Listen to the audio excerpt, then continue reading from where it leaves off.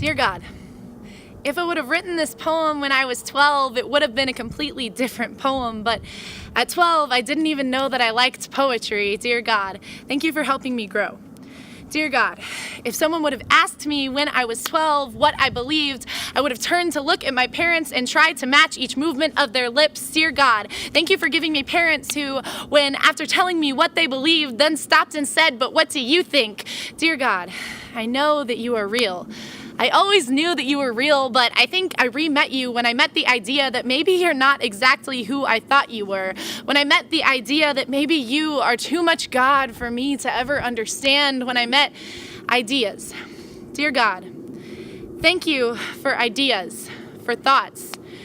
Thank you for opinions. Thank you for that I am my own person and not the carbon copy of someone else's opinions. But I know that thoughts and confusion always walk hand in hand, and confusion means not always knowing where I stand, but I would so much rather be intellectually confused than blindly certain. Dear God, why is it that I only feel comfortable being honest in a room full of people who are just as confused as I am, but I am learning that a church is a room full of people who are only comfortable being honest in a room full of people who are just as confused as they are. Thank you for growing my faith when I saw them throw knives into backs at the expense of your name. Thank you for giving me the strength to cling to the mustard seeds clenched in my fist and say, the God that met me in my darkness, the God that answered all of my sorrowful prayers with a weight off of my chest and wrapped me in hope when I thought that hope didn't exist, is love. This is not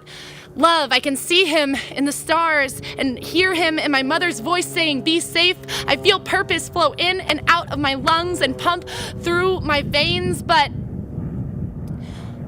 he taught me what rest means, that grace is not a field of dying flowers with white petal sins. It is a 5-star airplane ride. Grace does not care where you've been. It just wants to hold you until you get where you're going.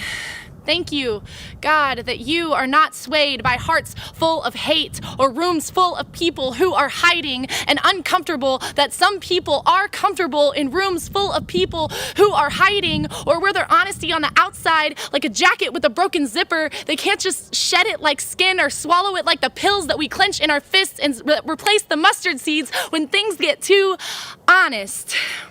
But you love every honest part of us.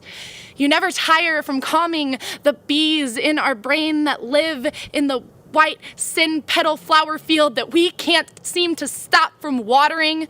I want to turn the lights on. I want to get on the plane.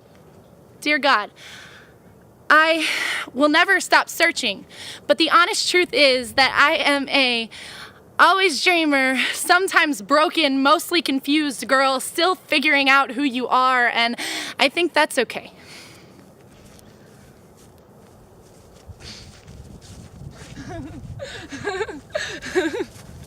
Does it?